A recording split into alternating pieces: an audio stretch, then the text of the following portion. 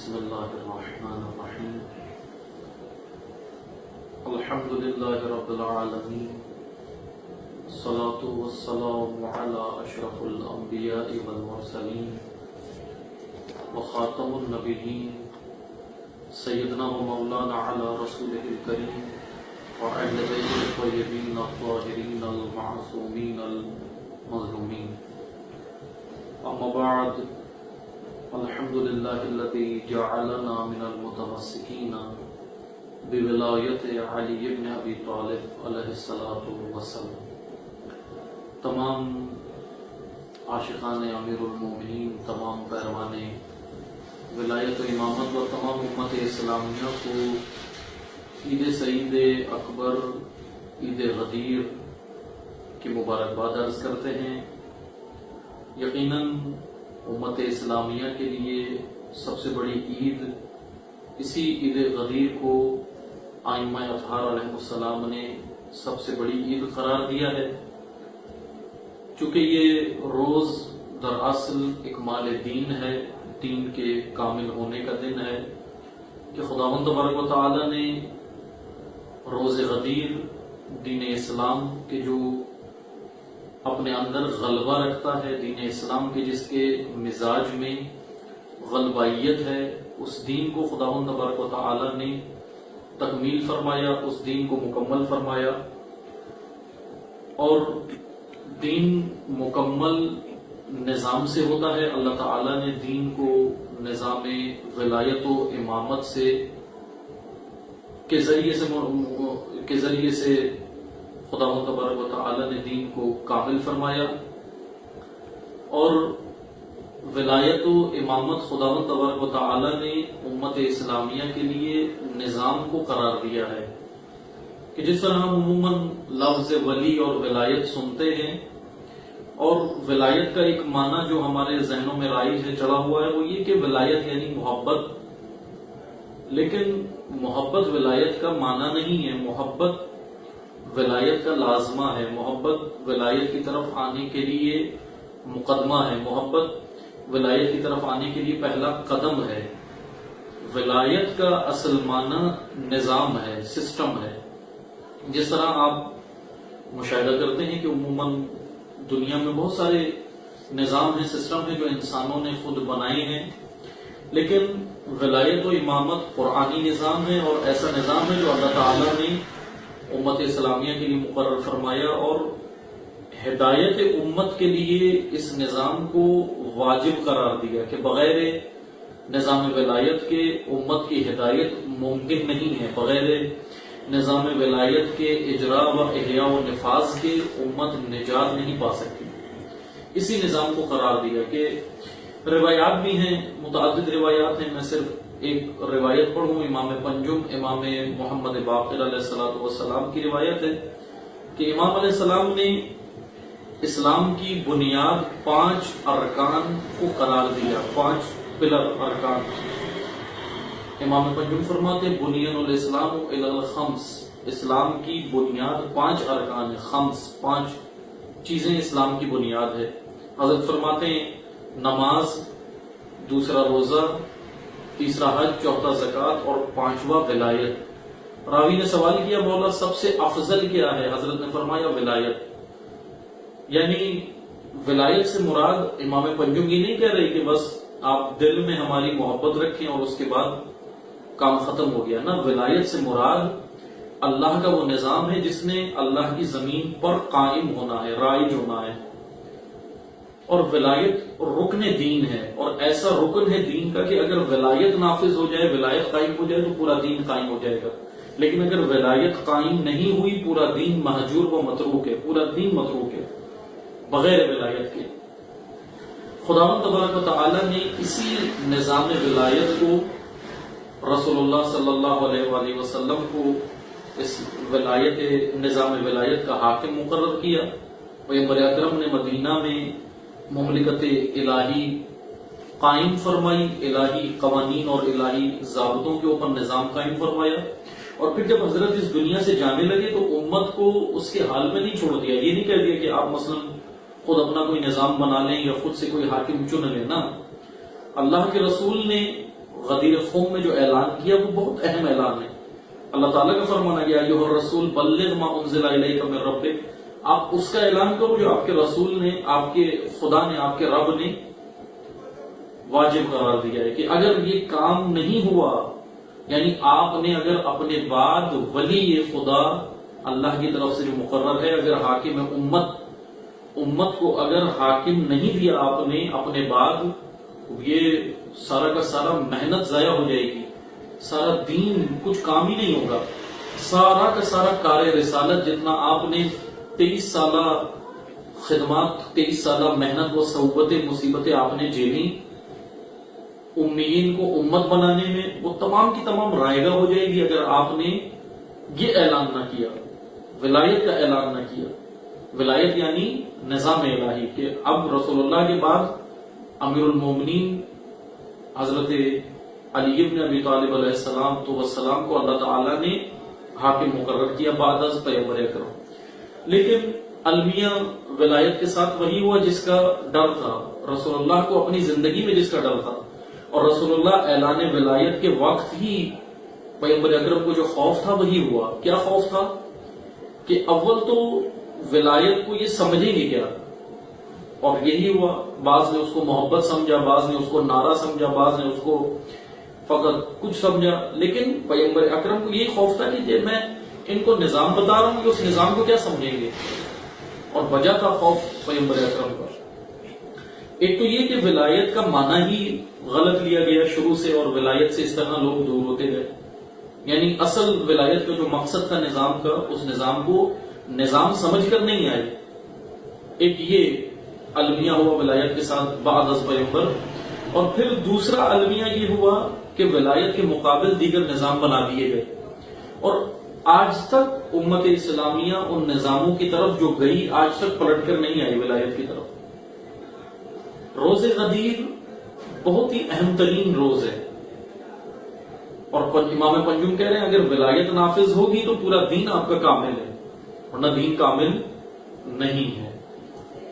لیکن بعد از پیغمبر اکرم وہی ہوا کہ امت اسلامیہ جو گئی واپس پلٹ کر نہیں آئی، اور آج تک نہیں آئے. آج بھی آپ دیکھیں ولایت کے متبادل بہت سارے نظام ہیں، تمام نظاموں میں آج امت اسلامیہ ہے، لیکن وہی نظام جو اللہ نے مقرر کیا وہ چھوڑا ہوا ہے. میں یہاں نقطہ صرف ایک مختصر سا عرض کروں. نظام ولایت بعد از پیغمبر اکرم لوگوں نے اس سے دور ہو گئے. اس کے مقابل نظام خلافت بنا، اس کے مقابل ملوکیت و بادشاہت و شہنشاہیت تمام نظام آتے گئے. لیکن آج کے عصر میں کہ ہم انشاءاللہ عید غدیر کا جشن بھی منا رہے ہیں، اور امت اسلامیہ و خصوصاً پیروان امیر المومنین مسرور ہیں 18 ذی الحج کے عید سعید اکبر ہے.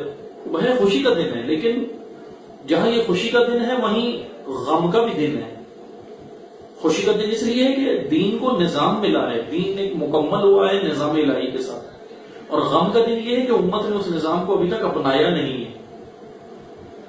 یہ المیہ ہے. آج جب بھی نظام ولایت کی بات کریں نہیں آتے، اس کے قریب نہیں آتے. کیوں نہیں آتے؟ ایک بنیادی وجہ میں یہاں صرف عرض کروں، مختصر سا نقطہ. قرآن کریم نے اس کا ایک مسئلہ جو نظام ولایت کی طرف ہم نہیں آتے ہیں، یا وہ افراد کے جو نظام ولایت کی طرف امت کو نہیں آنے دیتے، وہ خطرہ ہیں دین کے لیے. اور میں یہاں ایک چھوٹی سی قرآن کی اصطلاح ہے وہ عرض کروں. قرآن کریم نے انسان کے بارے میں سورہ مبارکہ مریم میں انسان کے بارے میں بیان کیا ہے کہ انسان کی ایک خصلت بیان کی ہے، یا انسان کی ایک نفسیاتی کیفیت بیان کی ہے. کہ انسان کی ایک نفسیاتی کیفیت یہ ہے کہ انسان استعباد ہے. استعباد بعید سے ہے. بعید عربی زبان میں کہتے ہیں دور ہونے کو. بہت بعید یعنی دور ہونا، دور کرنا، دور ہونا بعید ہے. قرب کے مقابل بعید ہے. قرب قریب اور بعید دور. اسی سے یہ لفظ استعباد ہے. استعباد یعنی استعباد کی میں مختصر سے اگر تعریف کروں، استعباد یعنی ممکن کام کو کے بارے میں، ممکن کام، جو کام ممکن ہو، جو امور ممکن ہیں، لیکن ایسا ممکن کام کہ جس کے بارے میں بغیر کسی دلیل و برہان کے ایک ایسی حالت پیدا ہونا کہ یہ کام نہیں ہو سکتا، اس کو ناممکن سمجھنا. یعنی کام ممکن ہے لیکن آپ اس کو ناممکن سمجھیں، اور وہ بھی بغیر کوئی دلیل و برہان کے. ایسی حالت انسان کے اندر پیدا ہوتی ہے کہ وہ ممکن کام کو ناممکن سمجھنے لگتا ہے اور بغیر کسی دلیل و برہان کے. اس حالت کو، اس نفسانی حالت کو عربی زبان میں استعباد کہتے ہیں. بعد سے، بعید سے لفظ ہے یہ استعباد. استعباد یعنی ممکن کام کو ناممکن سمجھنا بغیر دلیل و برہان کے. یہ ہے استعباد. قرآن کریم نے انسان کے بارے میں سورہ مبارکہ مریم میں یہ بیان کیا کہ انسان میں ایک خصلت ہے، وہ ہے استعباد. یعنی وہ اس کی ایک حالت یہ ہوتی ہے کہ وہ استعباد کا شکار ہو جاتا ہے. استعباد یعنی ممکن کام کو ناممکن سمجھنا بغیر دلیل و برہان کے. عزیز من، یہی بنیادی وجہ ہے ولایت سے دوری کی. اگر ہم ولایت کے دوری کے بہت سارے اسباب، نظام ولایت سے دوری کے بہت سارے اسباب اگر اکٹھے کریں تو اس میں سے ایک سبب استعباد ہے، اور بہت ہی بنیادی سبب ہے، بہت ہی اہم سبب ہے. استعباد یعنی نظام ولایت اللہ تعالیٰ نے زمین پر نافذ ہونے کے لیے بنایا، لیکن آج اگر ہم خود مملکت پاکستان کی بات کریں تو پاکستان میں نظام ولایت کے اندر رکاوٹ یا نظام ولایت کو مثلا ابھی بات کریں کیوں نہیں ہو سکتا. وہ بات سمجھتے ہیں نظام ولایت میں رکاوٹ غیر ہیں جو ولایت نہیں مانتے. نہ وہ نہیں ہے، بلکہ وہ ہیں جو ولایت کا جشن مناتے ہیں، ولایت کا دم بھرتے ہیں، ولایت کے نام پر قصیدے پڑھتے ہیں، ولایت کے نام پر قصیدے سنتے ہیں، ولایت کے نام پر پیسے کماتے ہیں، ولایت کے نام پر عشرے پڑھتے ہیں، ولایت کے نام پر سب کچھ کرتے ہیں. لیکن جب نظام ولایت کو پاکستان میں رائج و نافذ کرنے کا نام لیا جائے تو پھر وہ اس چیز کو، پھر وہ جس نفسانی کیفیت کا شکار ہوتے ہیں وہ ہے استعباد. پھر فوراً کہتے ہیں یصعد فی السماء، یہ تو ایسے جیسے آسمان میں چڑھ، یہ کیسے ہو سکتا ہے، یہ بولتے ہیں. یہ ہے نفسانی کیفیت، یہ ہے نفسیاتی کیفیت. ولایت کا بہت نام لیتے ہیں، نعرے بہت لگاتے ہیں، جھنڈے بہت لگاتے ہیں، ولایت کے نام پر سب کچھ کرتے ہیں، لیکن جب نظام ولایت کو کہیں پاکستان میں نافذ ہونے کا تو کہتے ہیں نا یہ نہیں ہو سکتا. یہ ہے نفسانی کیفیت انسان کی، جس کو قرآن کریم کہہ رہا ہے کہ یہ استعباد کا شکار ہو گیا ہے. استعباد یعنی یہ ممکن کام کو ناممکن سمجھ رہا ہے بغیر دلیل و برہان کے. یہ ہے نفسانی کیفیت. اور یہی افراد جو استعباد کا شکار ہیں، یہی ممبروں پر آ کر تشیع کو اور ملت پاکستان کو یہی دین پڑھا رہے ہوتے ہیں. خود جو انسان جس کی نفسانی کیفیت یہ ہے کہ استعباد کا شکار ہے، اب وہ آ کر کیا ولایت پڑھائے گا، وہ امت کو کیا پڑھائے گا؟ وہ امت کے اندر سوائے تشیع کے اندر نا امیدی کے اور کچھ نہیں ڈالے گا، کیونکہ استعباد کا شکار ہے. نظام ولایت میں سب سے بڑی رکاوٹ یہی افراد ہیں جن کی نفسانی کیفیت استعباد کا شکار ہو گئی ہے، جن کی حالت اس وقت یہ ہے کہ قرآن کہہ رہا ہے یہ استعباد میں بعید سمجھتے ہیں. یصعد فی السماء کہتے ہیں یہ نہیں ہو سکتا، یہ بہت مشکل کام ہے، یہ آسمان پہ چڑھنے کے برابر ہے. اگر یہ اتنا مشکل کام تھا، اگر یہ نظام ولایت زمین پر نافذ نہیں ہونا تھا تو پھر خداوند تبارک و تعالیٰ نے اس کو نظام بنایا کیوں رسول اللہ سے اعلان کروا رہا ہے خدا؟